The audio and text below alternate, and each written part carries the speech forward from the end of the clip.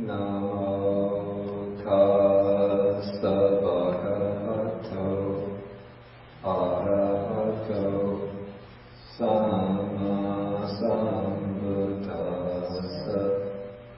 Namo tassa bhagavato arahato sama sambuddhassa. Namo tassa bhagavato arahato sama sambuddhassa.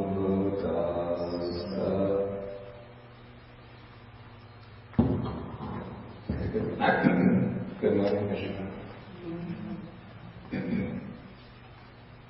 So we have been examining Sutta number 38 in the middle discourses. This is the Mahatanhasankhaya Sutta, the greater or longer discourse on the destruction of craving. Last time I went through a detailed explanation of the formula for dependent origination according to the sequence of arising and the sequence of cessation. And now I want to take just the very last part of the sutta, which begins on page 358 with paragraph 26. Now, the way I understand this particular passage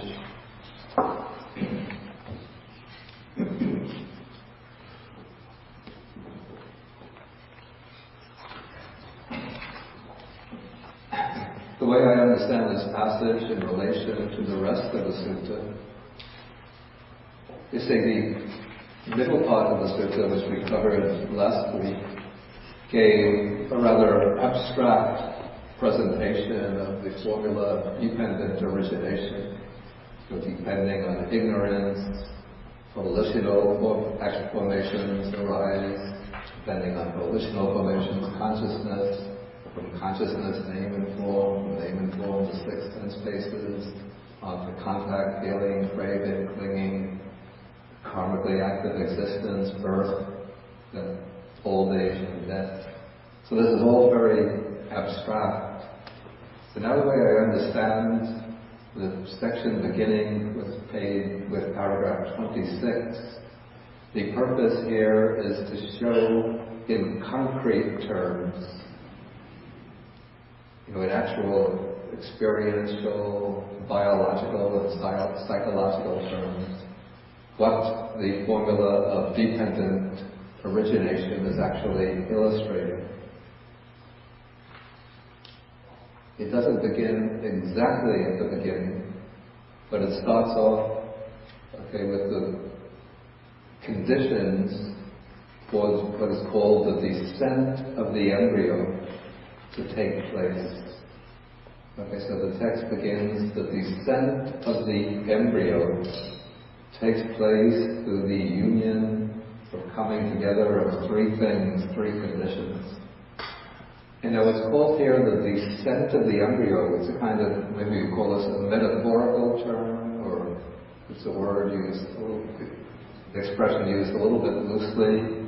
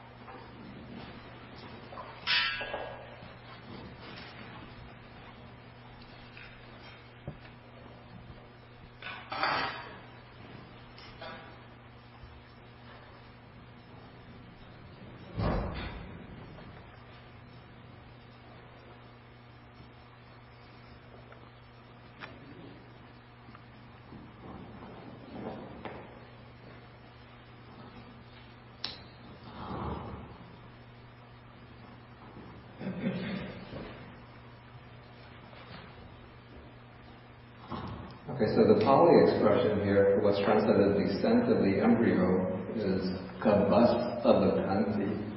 Avakanti means descending, coming down. And the word Gaba, or this is the Sanskrit Garbha, ordinarily can mean either the womb or the embryo. And so when the text speaks about the descent of the embryo, it doesn't mean that the embryo is actually existing someplace in outer space and then it comes down into the womb. But rather the expression is used here somewhat metaphorically to mean that a new being becomes conceived or enters into the womb and begins the process of embryonic development. Okay, so now the Buddha mentions that three things are necessary for this descent of the embryo to take place. First, there has to be the union, that's the sexual union of the mother and the father. But if that occurs and the mother is not in season, it's not her time to conceive, and the Gandhapa is not present, in this case, no descent of an embryo takes place. I'm going to go through the whole series, then I'll explain what is meant by the Gandhapa. At least what I understand is meant by the Gandhapa. Okay, that's the first possibility, the first case. The second case is where there is the union of the mother and the father, and the mother is in season, she's fertile. It's her time to conceive. But the Gandhapa is not present. In this case, too, no descent of the embryo takes place. So that is the second case where there's no descent of the embryo. Then the third case, when there is the union or sexual intercourse of mother and father, and the mother is in season, and the Gandhapa is present. Through the union of these three things, the descent of the embryo takes place. Okay, so now the whole passage, the meaning of the whole passage hinges on the meaning of this word, which I left in the Pali, Gandhapa. And this is the Sanskrit word, Gandharva.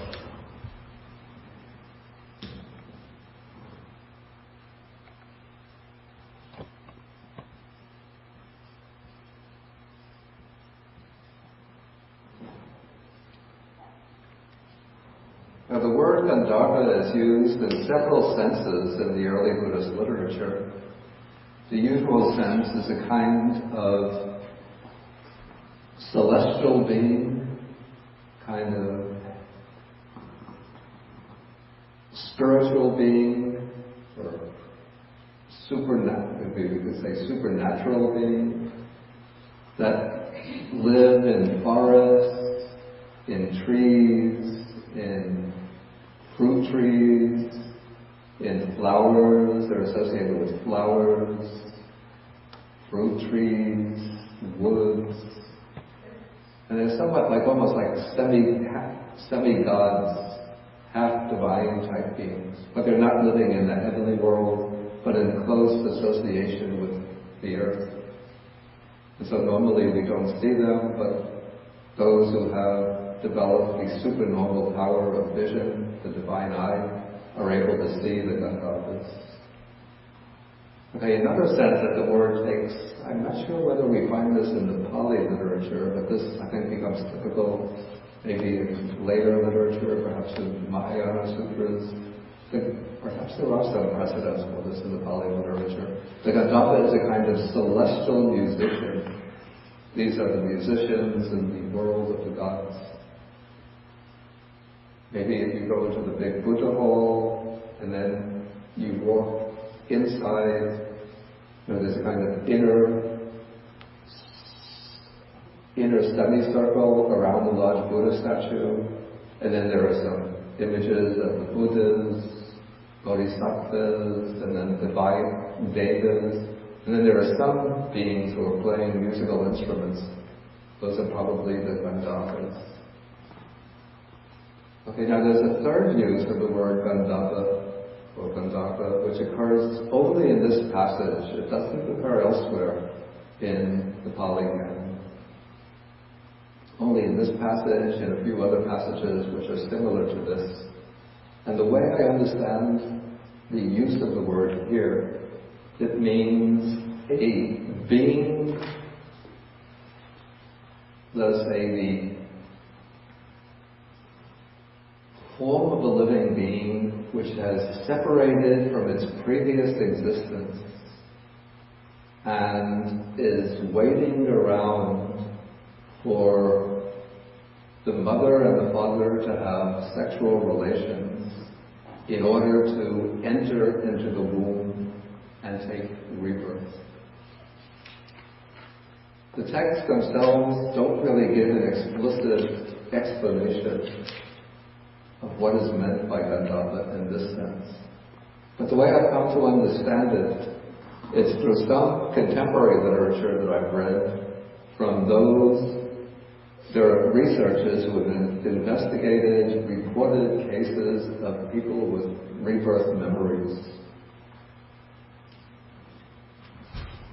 And so there are some cases of people who remember their previous life not through developing special meditative powers, but somehow this memory just remains with them.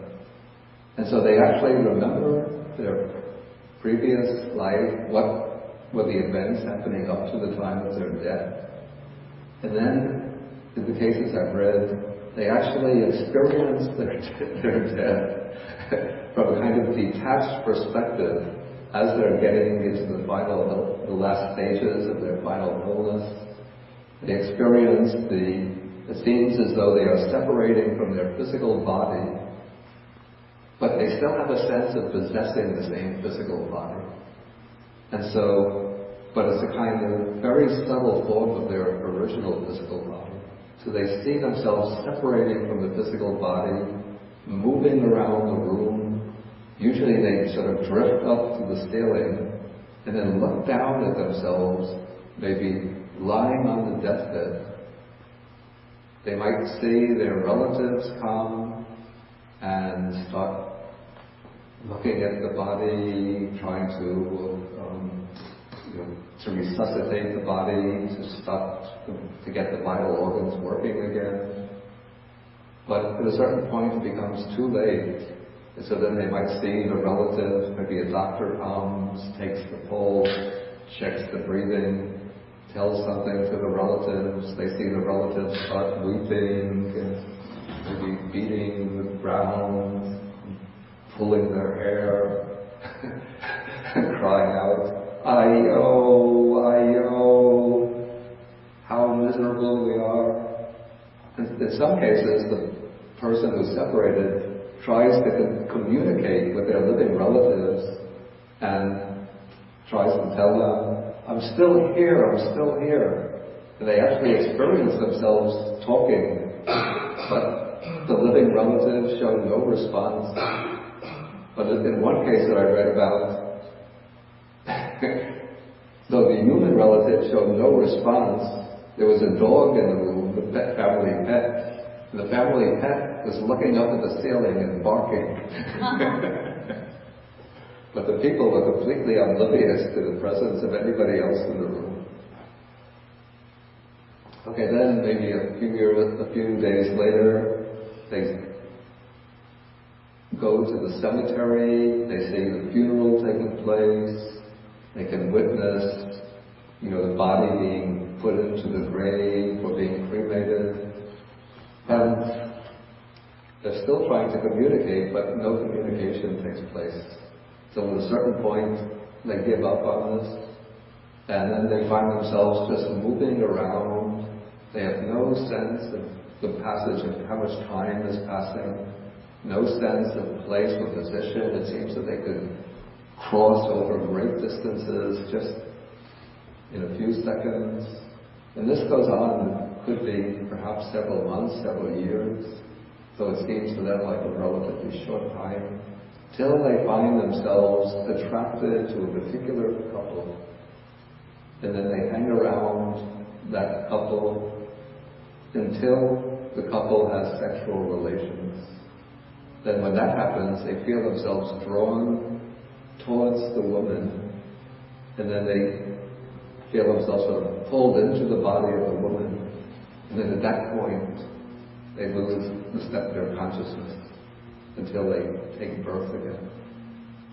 Okay, so it seems to me, this is sort of my hypothesis, that what is meant by the Gandhava is that being which is separated from its previous physical identity and is sort of moving about, waiting for the conditions, for the appropriate conditions to arise, all the right karmic conditions, people, a couple with whom they might have some karmic affinity, who are providing the right kind of economic, social conditions, cultural conditions, all of these appropriate conditions for them to reappear in human form.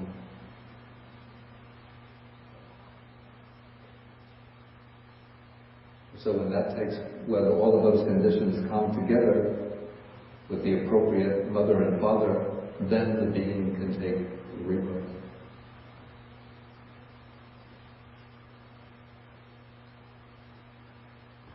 Yes, so this I think would be the way rebirth would take place in case of a human rebirth.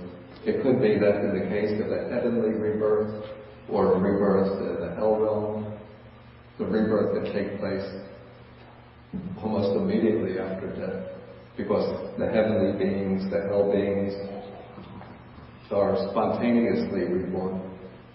But so that they don't depend for their rebirth upon having karmic relations with particular other beings in that realm. But in the case of a human rebirth, and presumably an animal rebirth, there have to be the appropriate conditions. And so at the time that a person dies, it's extremely unlikely that all of these right karmic conditions have come together for them to take rebirth instantaneously. So there has to be, this is my hypothesis, some kind of intermediate state in which the being is moving about or subsisting until the right karmic conditions appear. And when I tell a story about the being being separated from the body, hovering about, attending his own funeral, I'm not making up stories. This is actually cases that I've read about. If you want to check this out for yourself, there's a book. It's by he was a British Buddhist and researcher. His name is Francis Story. And he worked together with a professor who had been at the University of Virginia. He's passed away some years ago. His name was Ian Stevenson. And together they published a book called Rebirth as Doctrine and Experience.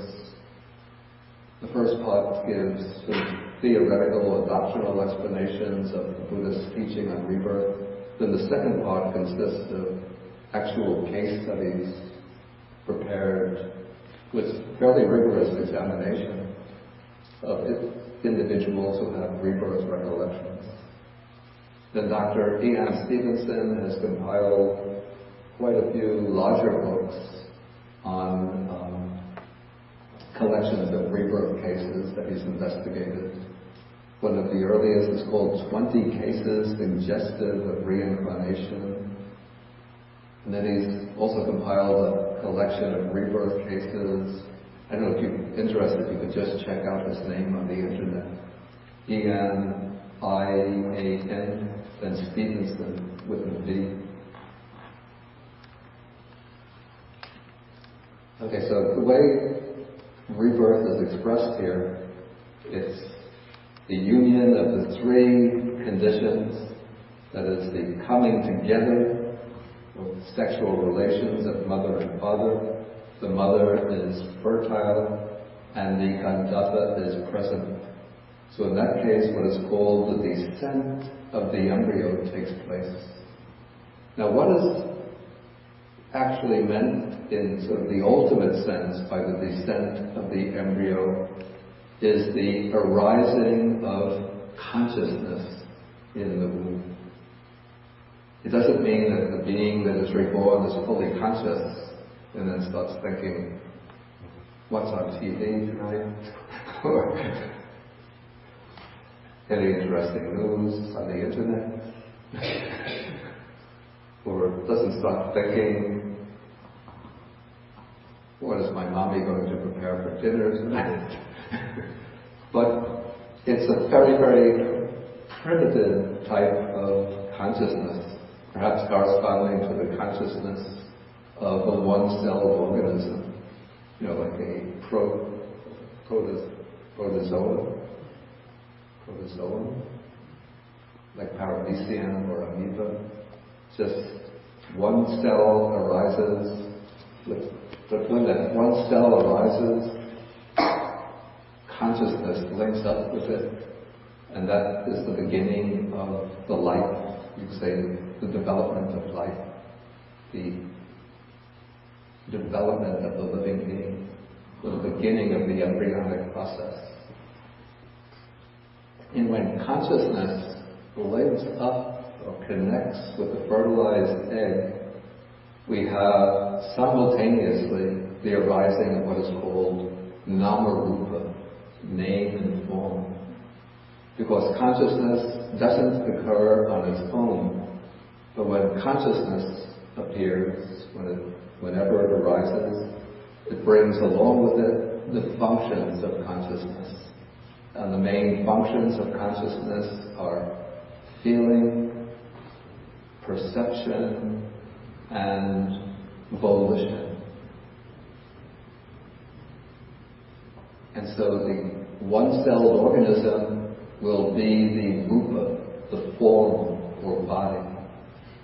And when consciousness connects with a fertilized egg, then there will occur some kind of feeling, a very basic, very simple feeling, the pleasant, painful feeling, or neutral feeling.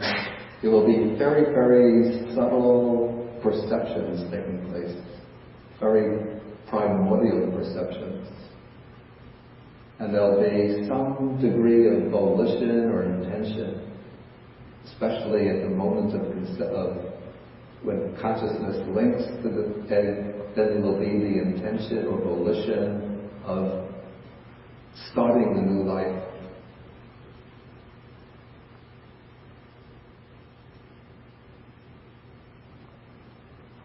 Okay, now as the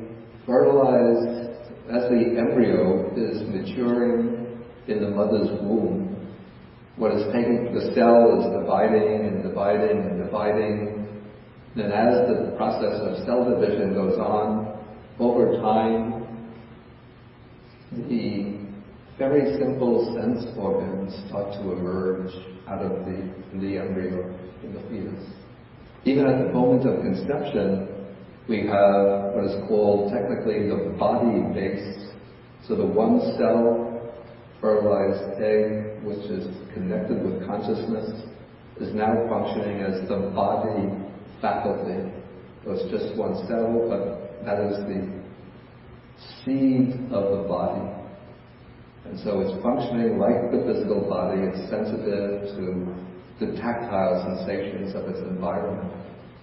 But as it starts to divide and subdivide, very simple, eyes will appear, ears will start to take shape, hands and legs will emerge, nose will emerge, the mouth will take shape, the tongue will start to develop.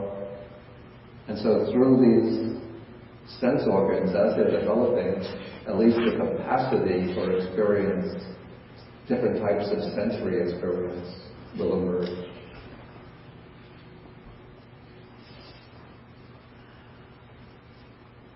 Okay, so now the text continues and it says, the mother then carries the embryo in her womb for 9 or 10 months with much anxiety as a heavy burden.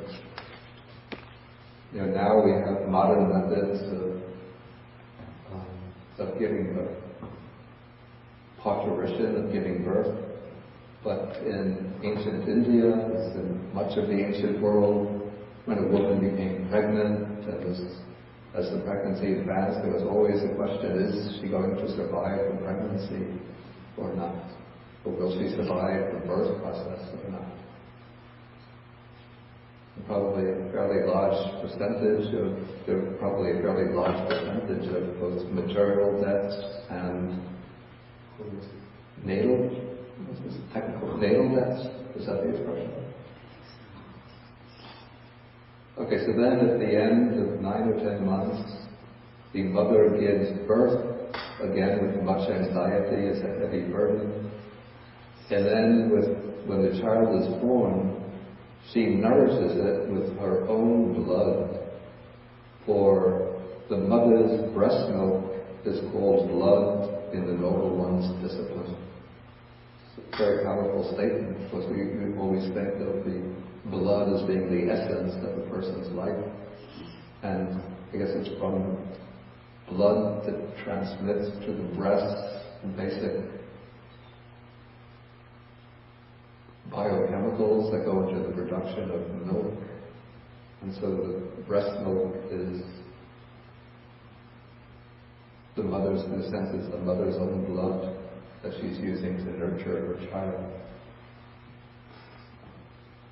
Okay, so now, over time, the child grows up and his faculties mature. Okay, so now the sense faculties are starting to develop. And so the child plays at various games. Okay, here the text mentions the kind of games that children would play in ancient India, the Buddhist time.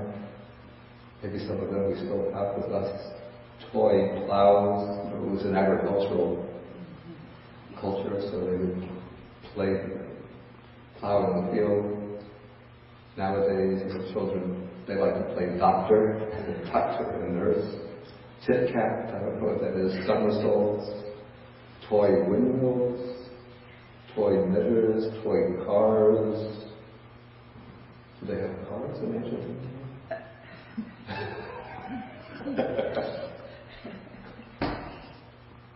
Toy bows and arrows.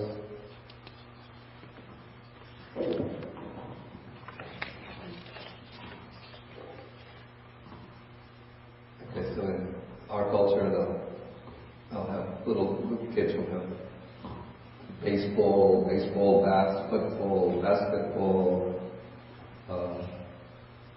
Really younger ones, unfortunately, they have toy guns and rifles and fighter planes.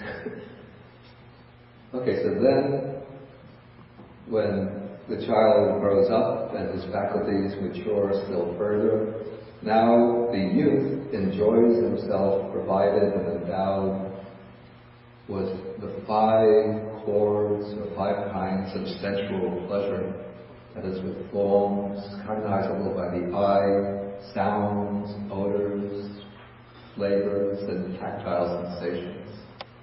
So here we are reaching a point now, this is sort of illustrating how through the 6 sense faculties, contact is taking place.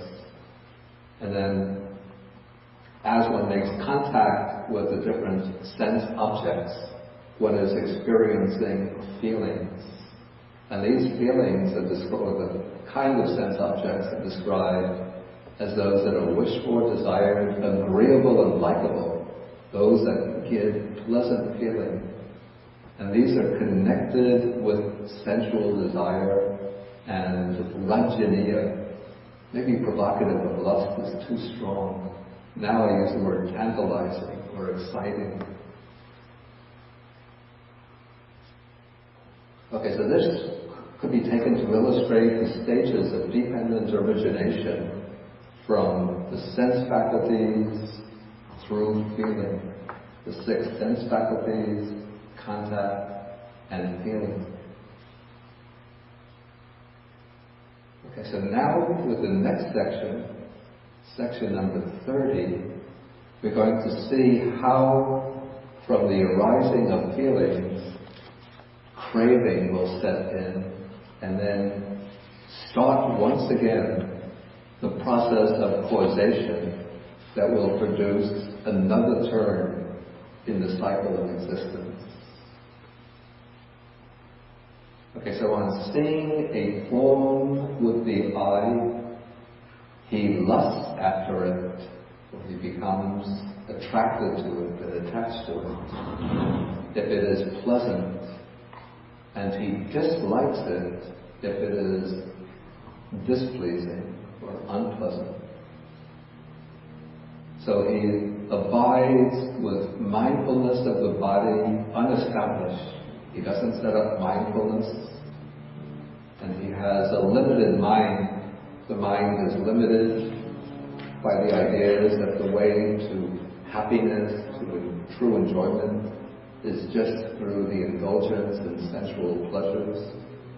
And he does not understand as it actually is the deliverance of mind and deliverance of wisdom, where those evil or bad, unwholesome mental states cease without remainder.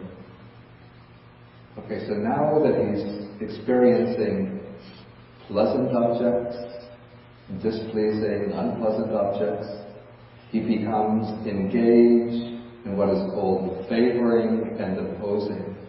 Or maybe more simply, we could say liking and disliking, or attraction and repulsion.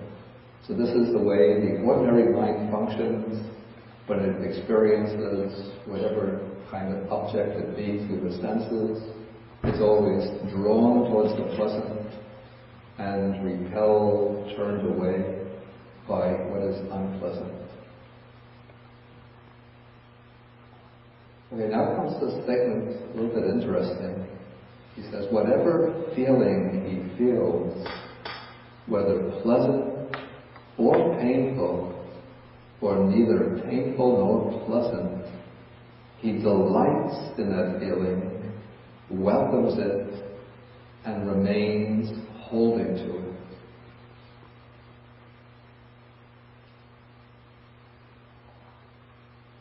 Okay, normally you can see how one can take delight in pleasant feeling, but how can one take delight in painful feeling or neutral feeling? What do you think? He identifies, cherishes. People can have very unpleasant feelings and really identify with them. Oh, I suffer so. Kind of cherishing it. So some people they like feeling those kind of feelings of misery. Deprivation. It gives them some kind of sense of maybe self-importance. Andre? I think it just reinforces the sense of self. Everybody's attachment. Pretty much that's what Tracy said. It sort of strengthens the sense of identification.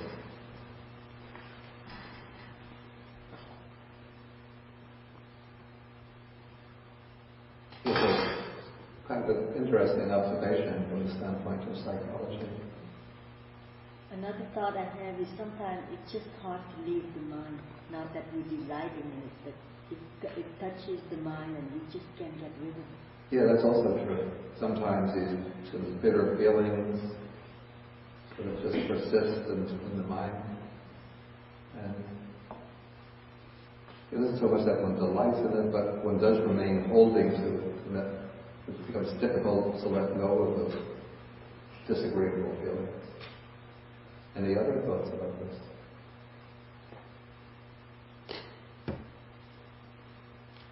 With neutral, I think it may be, in the case of neither pleasant or unpleasant, that situation in life where if one doesn't understand someone else's reaction, they insist it must not exist. or that again, that idea of holding. Yeah, I didn't quite understand. Why are you so upset?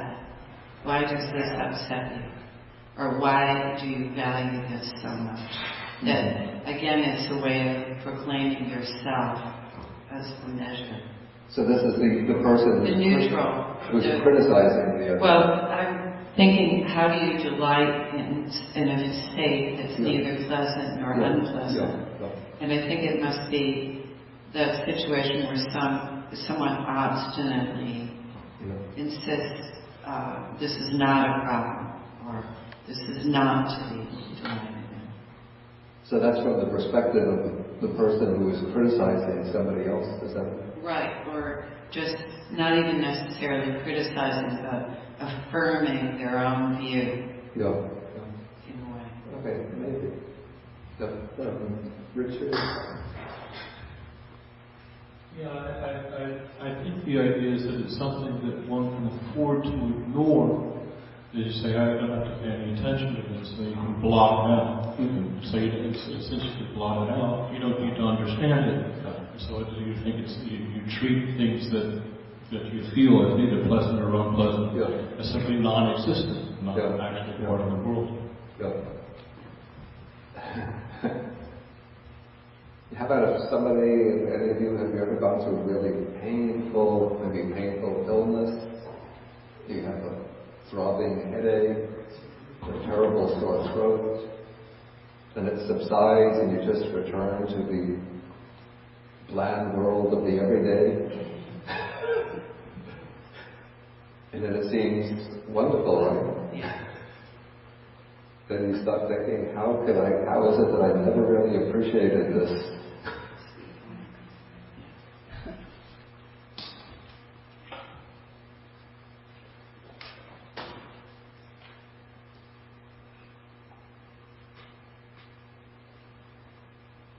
We think of a person, maybe this is the typical, what we call the couch potato. Nothing really exciting is going on, but he's just sitting on the couch with his remote in his hand, flipping through television stations. Anything good on? Click, click, click. How's this program? No, click, click. And so it's just kind of dull sense of peace and security. But it's a comfortable state, so he holds on to it. Okay, so then the text continues. Okay, as whatever feeling he feels, here it's translated, he delights in that feeling. He welcomes it and remains holding to it. Okay, as he does so, delight arises in him. Actually, this would be probably a stronger degree of delight than what is called the delighting in that feeling. And then the text says, now delight in feelings is clinging. So this delighting in feelings, we could actually say what's called, whatever feeling he feels, pleasant, painful, or neither painful nor pleasant, he delights in that feeling, he welcomes it. Maybe that much seems to be the working of tanha, or craving. And then holding to it, I could actually say when he remains holding to it, that is really what is the clinging. So now we're moving from the craving, the craving is seeking delight in feeling.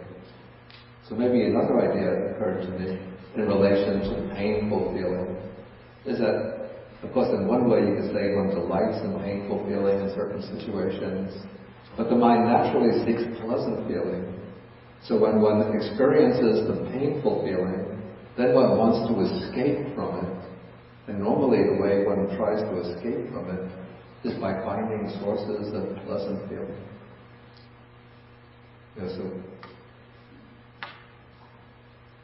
So maybe that's why people like exciting spectacles so much.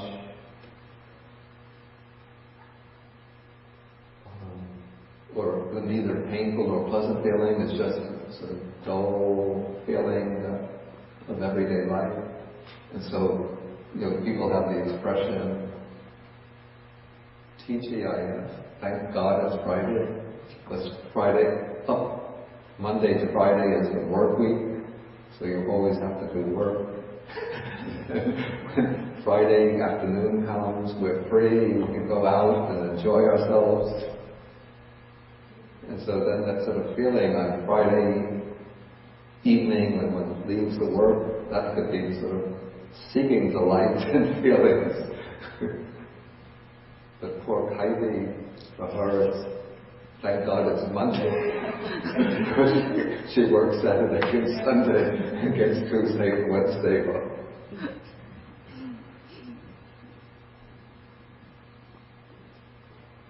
Okay, so then seeking delight, turning to pleasant objects of the senses, that is the working of tanha, or craving.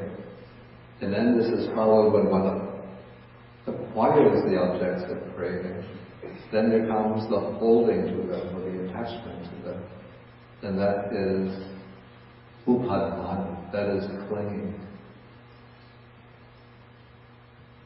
Okay, then when there is the clinging to the sources of pleasant feeling, then one starts engaging in various activities, either based to protect the objects of clinging, or else to find new sources of pleasure and enjoyment, new activities based on craving.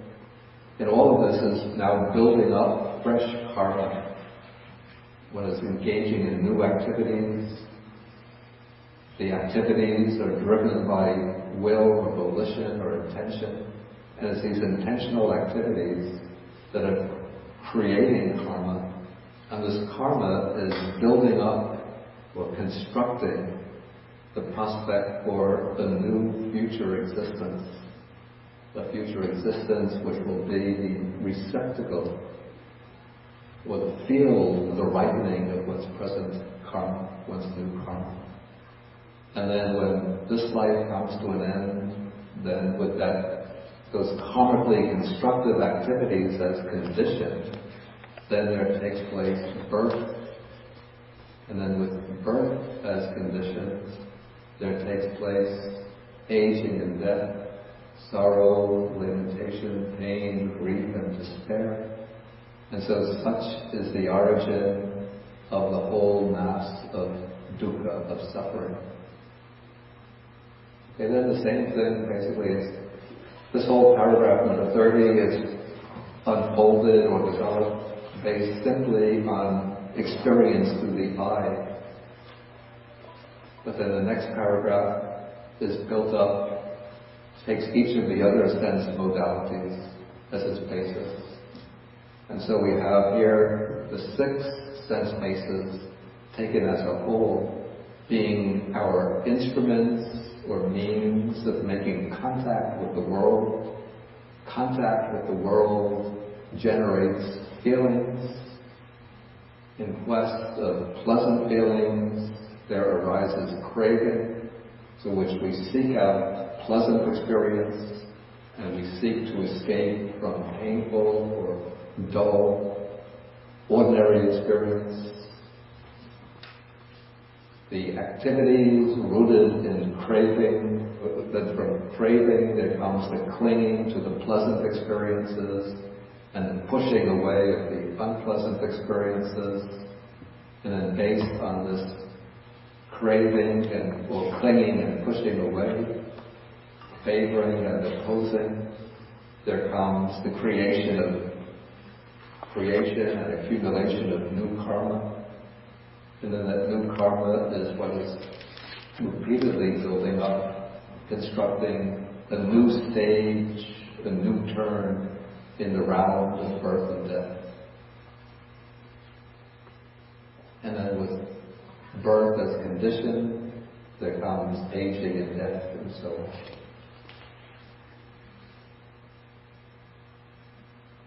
Okay, any questions now on this part that we've covered so far?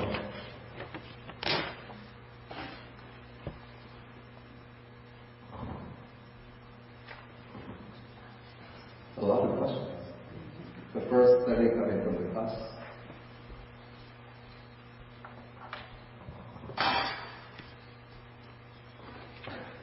Okay. Somebody says, for in vitro fertilization, what happens in the petri dish? See, I think that might be dealt with in Sutta number 50.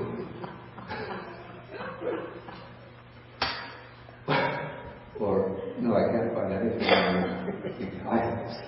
So let me just use my divine eye for a moment. Yeah.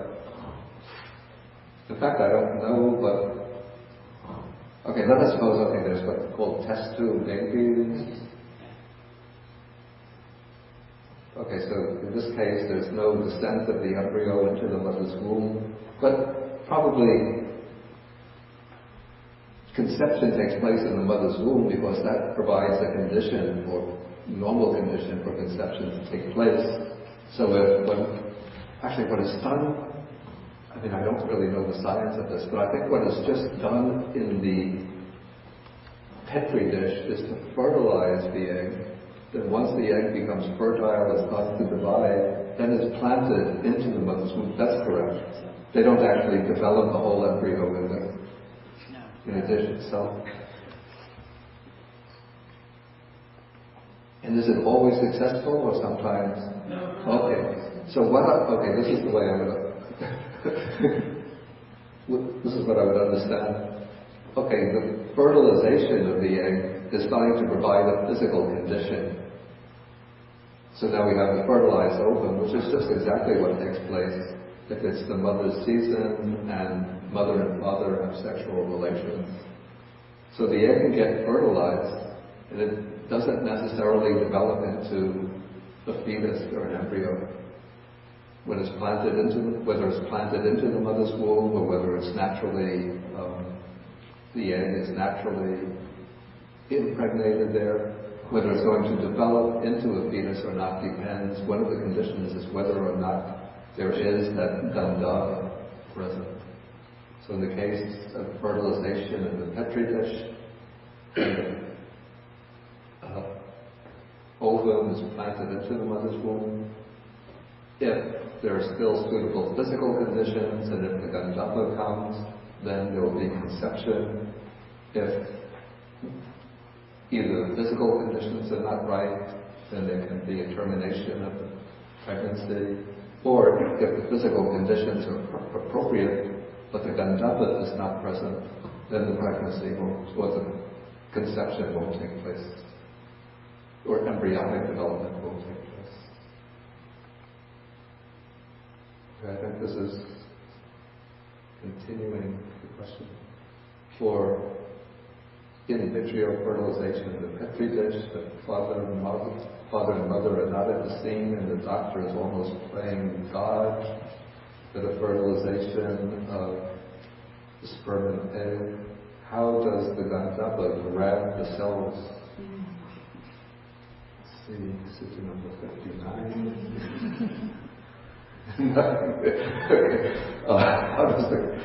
I don't think that the gandhava will grab the cells while it's in the petri dish. I think that the gandhava is sort of waiting around for the ovum to get planted into the mother's womb. That's just my supposition. Okay, based on these cases of past life recall, is the gandhava some kind of disembodied conscious life energy? Okay, this is an interesting and important question, because from the cases that I've read, the gandhava is not really disembodied, but it's existing in a form body. It has a physical body which is of a very subtle matter, so that we human beings don't see it. But they see themselves as having a body which they identify as being the same body as that of the being that they were in the life that just came to an end. You know, so like I were to pass away, how I would have my gandhava separates I'll still be wearing monk robes with a rust-colored sweater. I'll still, well, I don't think that they have mirrors in that realm, but I look at my hands, still the hands look the same, feet, legs look the same. So they still identify, I'm still the same person, but it's a kind of subtle matter, or maybe it's just a mentally created type of form. But they identify themselves as having a body. Okay, can the Gandhava be taken as the same as the Hindu Atman? The Hindus consider the Atman as being unchanging, but the Buddhists don't accept an eternal existence like the Atman. I don't think that the descriptions of the Gandhava that we find in these rebirth cases really correspond to that of the Atman. The Atman is taken to be something which is infinite, formless, indescribable, inconceivable. But this is no more indescribable or inconceivable in our ordinary physical body and life process. It's just that it's disconnected from the ordinary physical body.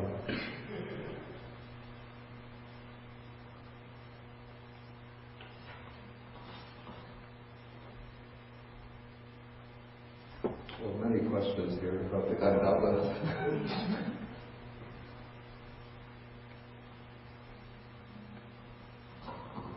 Okay, does the Gandhava contain the memories of the life? If not, then how is recollection of the past life possible?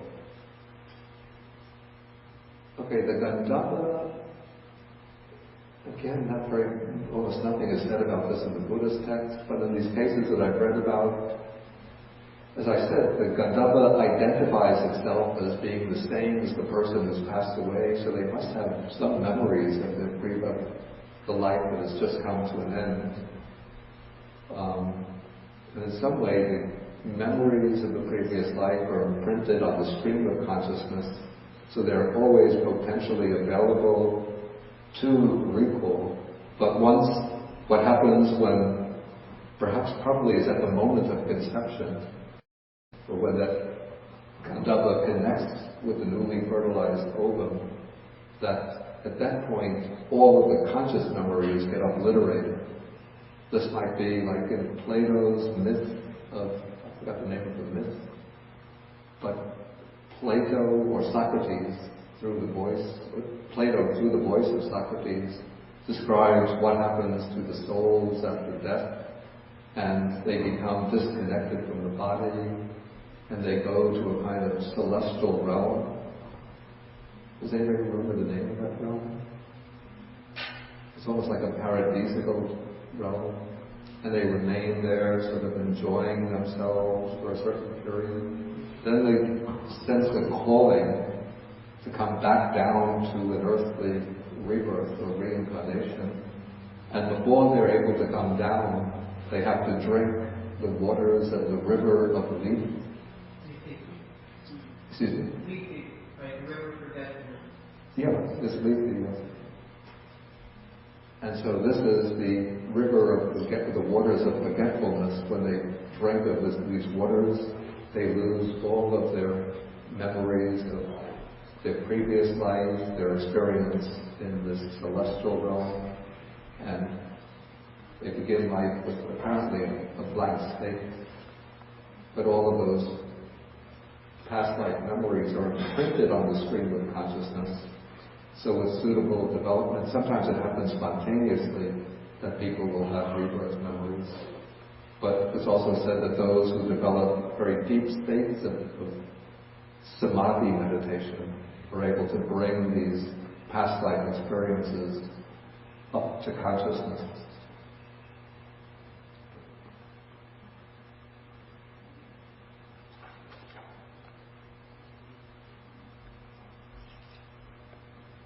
I would like to know what Bhakti thinks about the Gandhava versus the Hindu Atman. Isn't that the boxing match scheduled for next week? The Gandhava is this side of the boxing mat. The Hindu is that side. When we ring the bell, they come out fighting. Well, I explained the difference just a few minutes ago. There is only the mind state where all feelings stop. That is jhana, the only way that a yogi can experience and verify the benefit of cessation of feeling, thus become a stream enterer. This question isn't really connected to the sutta, so I'll pass it up for now. Okay, so let us go back to the sutta. Okay, so the paragraphs that we've just gone through, from descent of the embryo in number 26 up to the end of paragraph 30, these all illustrate in a very concrete way the process of dependent origination, how the life process originates through these causes and conditions, and how it goes on to old age and death. Now, in the next section of the sutta, the Buddha is going to explain, in concrete ways, the cessation of the round of existence, how this process of birth and death is brought to an end, or in other words, how liberation takes place from the cycle of rebirth. Okay, so he says this whole process of cessation begins with the appearance of the Buddha in the world. So here a Tathagata appears in the world, and so he's going to illustrate this through the case of a monk who develops the whole path all the ways up to the stage of arhatship. So the text actually repeats passages from an earlier sutta, so we could just review this very quickly. This is beginning on page 272, paragraph 11. So the Tathagata, that's a Buddha, appears in the world. He teaches the Dhamma, which is good in the beginning, good in the middle, good in the end. Then the householder or householder's son hears the Dhamma, gains faith in the Buddha, decides to go forth into homelessness. Then paragraph 13, having gone forth, he observes all the principles of moral training or the ethical training. This goes through the next page, 274. He's content with the simple requisites. Then paragraph 15, he exercises restraint of the sense faculties. This is an important occasion or important stage of the training, because with this stage, one is not giving way to favoring and opposing through the senses, or through liking and disliking through the senses. But instead one is guarding the sense faculties so that as one experiences pleasant and painful objects, one keeps guard over the mind to prevent the mind from giving way to craving for the pleasant and aversion or dislike towards the unpleasant. Okay, then paragraph 16 emphasizes the development of full awareness. Is actually mindfulness and full awareness or clear comprehension in all activities. So that is sort of the application of the meditative mind to one's everyday activities. Then paragraph 17, possessing this noble virtue, this noble restraint of the sense faculties, this noble mindfulness and full awareness, one resorts to a secluded dwelling place. Then paragraph 18 describes how the meditator very concisely, it describes how the meditator overcomes the 5 hindrances, the barriers to the development of the mind, then we can go back to our sutta, page 359. Having thus abandoned these 5 hindrances, the imperfections or corruptions of the mind that weaken wisdom, quite secluded from sensual pleasures, secluded from unwholesome states, he enters and abides in the first jhana, then moving from one state to another, he enters and abides in the second jhana, enters and abides in the third jhana, enters and abides in the fourth jhana. Now, normally in the sequence that we find in the Mahatanhasankhaya, the text would go on from the 4 jhanas to take what are called the 3 higher knowledges: the knowledge, the recollection of past lives, the knowledge of the passing away and rebirth of beings, and then the knowledge of the destruction of the asavas, the taints or outflows of the mind. But here, interestingly, the text introduces a variation to show, it sort of connects the meditative mind developed by the practitioner with the sequence, the series of dependent origination. Okay, so on seeing a form with the eye, he does not lust after it or crave for it if it's a pleasing form, and he does not dislike it or resist it if it's a displeasing form. He abides with mindfulness of the body established. So he has mindfulness established throughout all of his activities. He has an immeasurable mind because of development of the jhanas. He can very powerful, strong mind. And he understands, as it actually is, the deliverance of mind, or actually prefer liberation of mind, and liberation by wisdom, where those bad, unwholesome mental qualities cease without remainder. And so this implies already that this monk or meditator has developed enough insight to know how to bring about the liberation through wisdom. Okay, so now this actually seems to be describing somebody who is, let's see this note.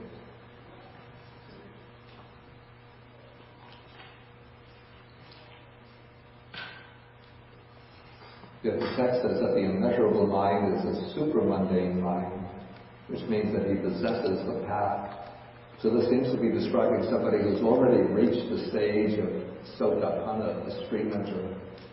So though it's not mentioned, this person must have developed insight, wisdom, to the point of stream entry.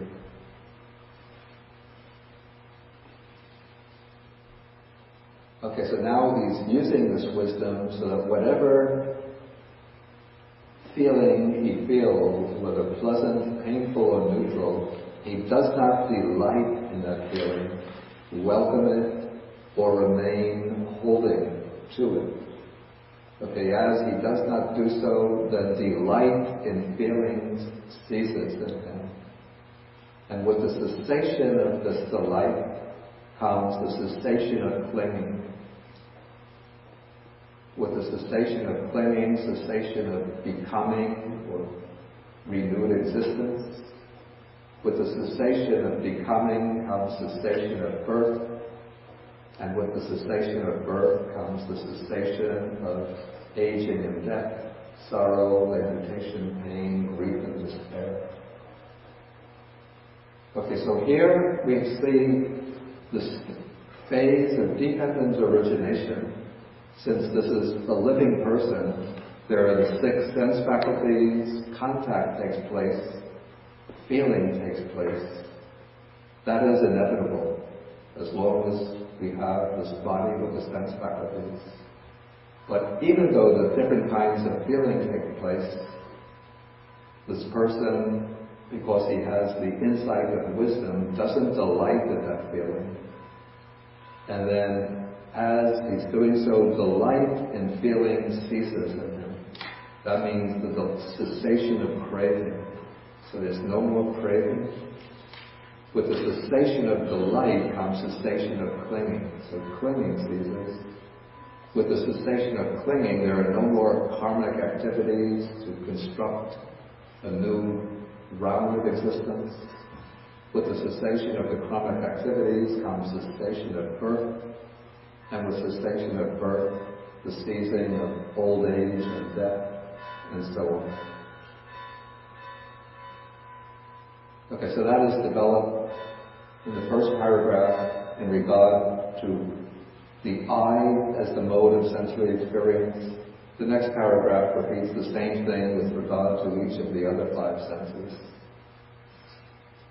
And so then we just come to the very conclusion of the sutta, where the Buddha gives a name to it. He says, "Bhikkhus, remember this discourse of mine briefly as deliverance in the destruction of craving."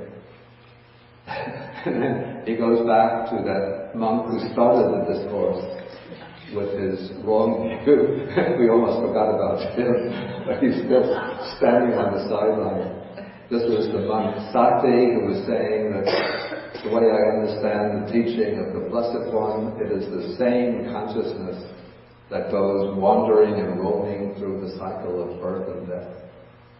And so the Buddha says, remember this monk Sāti, the son of a fisherman, is caught up in this vast net of craving, in the travel of craving. And then that's the end of the sutta.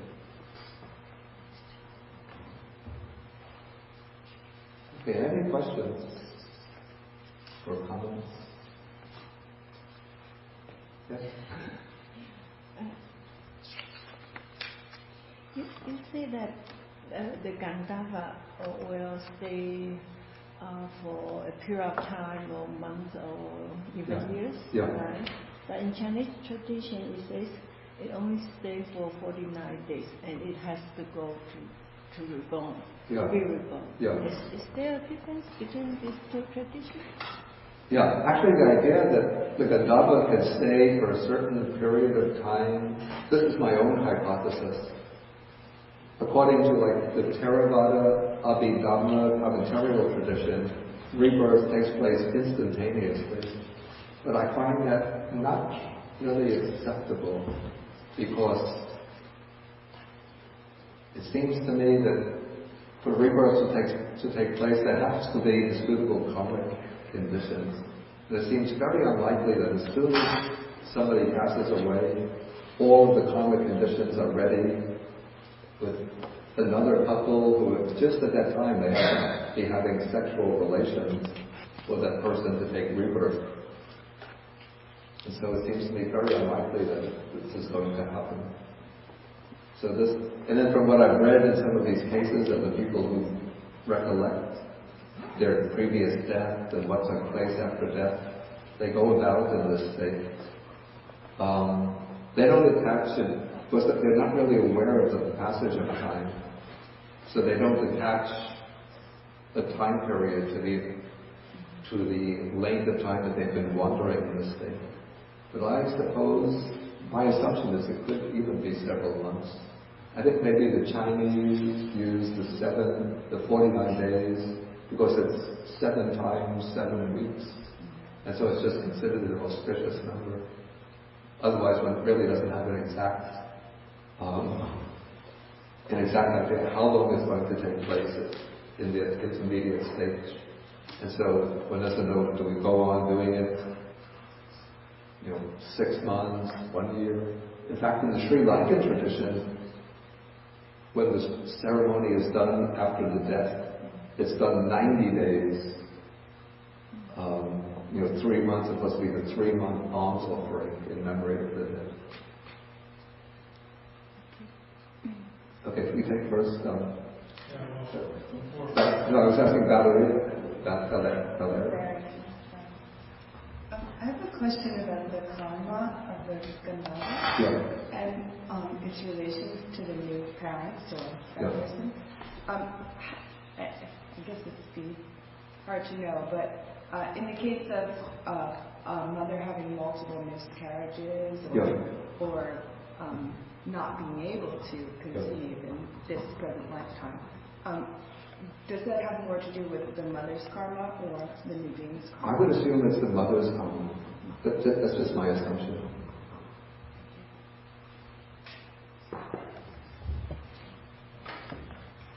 Two things. One is, for rebirth to be instantaneous, then on August 6, 1945, there would have to be an extra 100,000 babies born for it to conceive. So you could be able to look at the birth rate sometime 9 months after the kind of sharp peak. But to play the advocate for that position, it's not necessarily the case that rebirth will take place in the human realm. So rebirth could take place in other realms. Oh, I see. Okay. The other point is this: that is in the traditional Brahmin families, a wife was supposed to hold her husband's feet every morning and pray to him, pray to God and the Atma, right? And so Indian feminists tend to regard the belief in Atma and so on as an instrument of domination, right? Secondly, because women could not be twice born. They couldn't have gurus and so on. So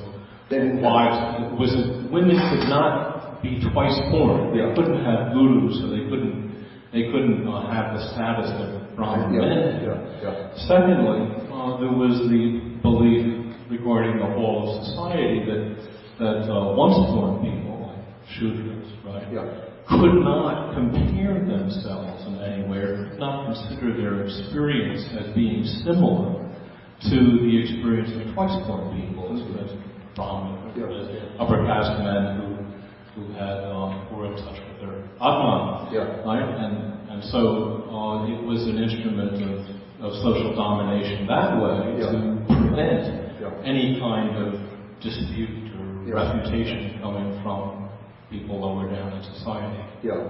And so that being true, when the Buddha says, well, there is no Atman, maybe he's attacking the social whole of that concept, saying, meaning there is nothing to distinguish upper caste men in that sense from anyone else. Except that I don't know whether all of these regulations regarding the relations between the Brahmins and the Sudras and between Brahmins, Sudras, and Atman were in place in the Buddha's time. It's quite possible that these were formulated in the laws of Manu and similar law treatises, which would have arisen. That's about 500-600 AD. I mean, they might have started to take shape earlier, but they reached their final form about that period. Okay, we'll take one more question. And one after that question, and then we'll have to. One comment you made strikes me as very important to my understanding. And you were talking about how we seek pleasure. So in an unpleasant experience, we can seek either something more pleasurable. I was thinking about the ascetic tradition the Buddha came from, and that sometimes those austerities, people can imbue them with great value. They'll really relish their martyrdom and be very competitive.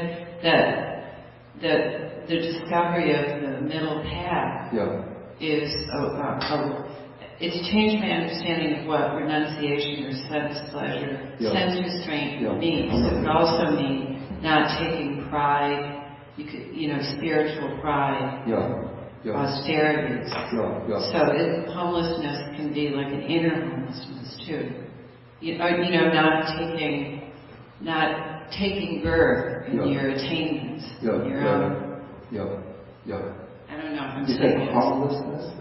I I'm saying that when you said that we're always seeking pleasure, we're always seeking new ways to kind of cling to our experience, even our spiritual experience, so that even a great monk could take birth in his own experience, his own attainment, in a way. With that, if we take pleasure in them or delight in them or cling to them. And also maybe that's another way in which somebody can delight in painful feelings. Right, you're a martyr, but you can be a Well, the martyrdom is a somewhat different concept, but in Buddhist India, or in India, the Buddhist time, I don't think that there was a concept of martyrdom, of dying to promote the faith, but it was more that when the ascetics would subject themselves to intense pain, painful self-mortification, often competitively to see who could endure the harsher, more austere pains, and then they would sort of, in a way, delight in it. I'm not.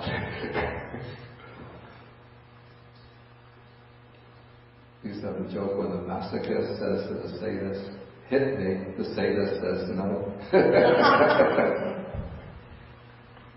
Okay, why are the hindrances not typically mentioned as the condition for ignorance in conditioned origination? Actually, I think that there is a sutta where the 5 hindrances are mentioned as a condition for ignorance. This is in the Anguttara Nikaya, in the book of Tens. It could be the chapter of Tens, sutta number 61 or 62. So look there. But I think generally the Buddha begins dependent origination with ignorance rather than the 5 hindrances, because ignorance is the most fundamental condition, whereas the 5 hindrances are generally rooted in ignorance rather than the reverse. So there is a certain degree of reciprocity between them. Okay, we'll have to stop now for the morning, and then we'll have this little discussion after lunch. So we end with the sharing of the notes.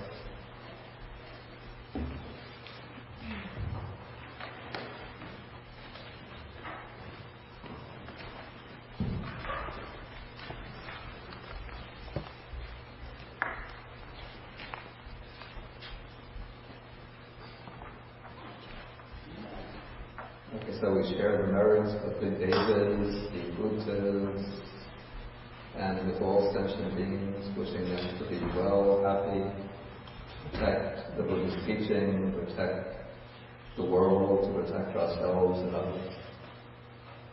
Akasata Chabumata Deva Naga Nidika Punyantang Anumoditva Katu Sahasanam Akasata Chabumata Deva Naga Nidika Punyantang Anumoditva Shiramurakantu Desanam Akasata Chabumata Deva Naga Nidika Punyantang Anumoditva Shiramurakantu Mantaram Ekavatacha Devi Sampadam Punya Sampadam Sade Devanumodantu Sabbasampati Siddhya Ekavatacha Devi Sampadam Punya Sampadam Sade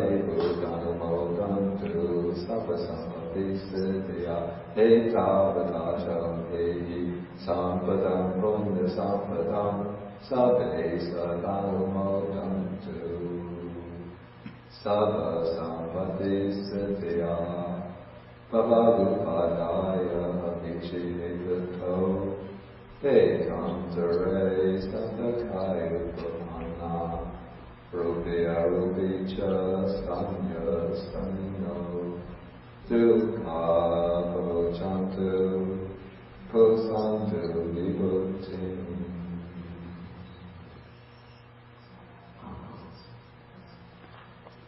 I just want to make an announcement about the next class.